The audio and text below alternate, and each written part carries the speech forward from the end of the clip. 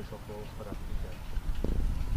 देखिए, सबसे पहले तो मैं अपनी जानिब से, अपनी पार्टी की जानिब से, जो हमारे कमांडिंग ऑफिसर संतोष बाबू हैं उनको, और 19 जो हमारे बहादुर सिपाही जो मारे गए चीन की आर्मी की तरफ से, मैं उनको, उनके अफराद ख़ानदान को कंडोलेंसेस पेश करता हूँ।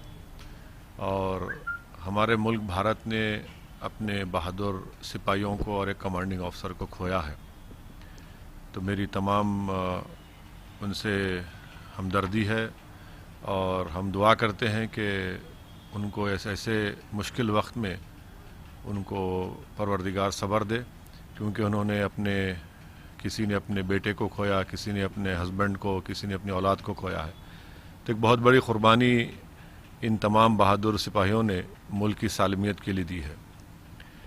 दूसरी बात यह है कि पिछले अप्रैल के तीसरे हफ्ते से ये मुसलसल चीन की तरफ से गालवान वैली में, पोंगसोंग सू में, वहाँ पर चीन की फ़ौज बड़ी तादाद में घुसकर करीब 4.5 किलोमीटर के करीब भारत की टेरिटरी को उन्होंने कब्ज़ा किया है।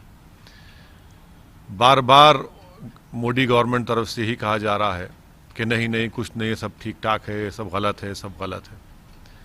बाद में इसका इकरार होता है, क्योंकि जब सैटेलाइट के तस्वीर आते हैं, फिर दोनों मिलिट्री के ज़िम्मेदार लोग बैठकर बातचीत करते हैं। उसके बाद जून 6 जून को ये कहा गया कि डी एस्केलेशन होगा, डी एंगेजमेंट हो गया।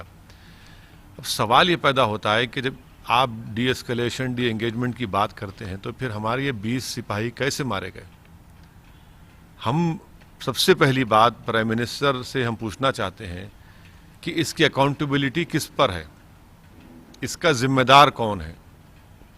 क्या प्राइम मिनिस्टर जिम्मेदार है? क्या डिफेंस मिनिस्टर जिम्मेदार है? क्या होम मिनिस्टर जिम्मेदार है? क्या एनएसए जिम्मेदार है? या सीडीएस जिम्मेदार है? आखिर इसकी अकाउंटेबिलिटी किस पर फिक्स होगी?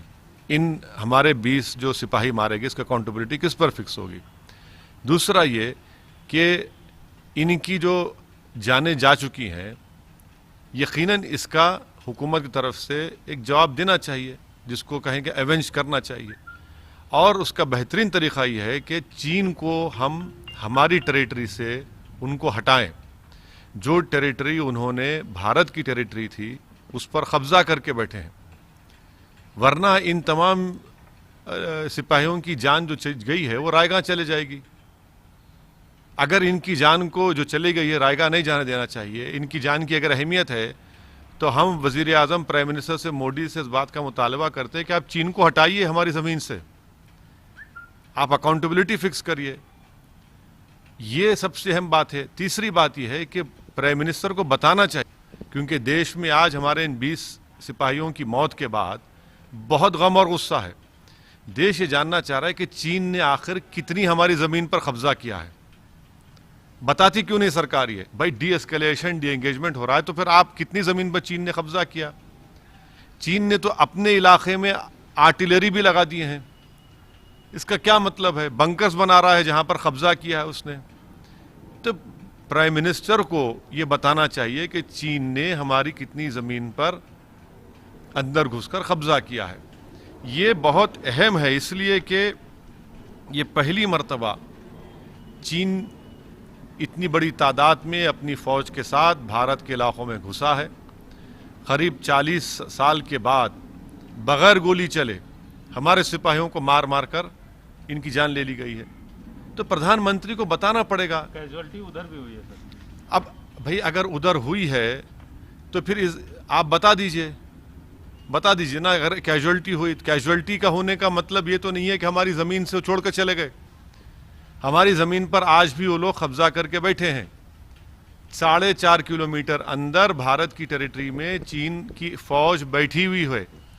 गालवान में जो भारत का इलाका है, हद तो ये हो गई कि कैसे ये सरकार इस बात पर राजी हुई कि जब 2 आर्मी के कमांडर्स की मीटिंग हुई, तो भारत की टेरिटरी पर चीन कैंप लगाता है और वहाँ जाकर हम बात करते हैं। तो ये तो बहुत ही सदमे की बात है, तकलीफ दे बात है। इसलिए उम्मीद करते हैं कि प्राइम मिनिस्टर इन तमाम चीज़ों का जवाब देंगे। आपको लगता है कि ये सरकार का फेल्योर है, ये डिप्लोमेटिक फेल्योर है, स्ट्रेटेजिक फेल्योर है? यकीनन इनकी ही जिम्मेदारी है ना। जब आपको तमाम रिपोर्ट्स मिल रही थी कि चीन की आर्मी गलवान में, पोंगसोन सू में, हमारा इलाका है, वहाँ पर ये लोग दाखिल हो रहे हैं, हमारी टेरिटरी पर आ रहे हैं, तो फिर जिम्मेदारी किसकी है? फिर ये क्यों इतनी खामोशी है? भाई वजीर या प्राइम मिनिस्टर कहते हैं कि हम खामोश नहीं बैठेंगे प्रोवोक अगर करेंगे। सर वो तो हमारे 20 लोगों की जान ले चुके हैं, हमारी भारत की टेरिटरी पर कब्जा कर चुके हैं। सरकार इसके बारे में क्या करने वाली है? और ये भी बताना चाहिए मोदी सरकार को कि क्या चीन की पास हमारे अभी कोई फौजी हैं उनके कब्जे में? उसका नंबर बताएं।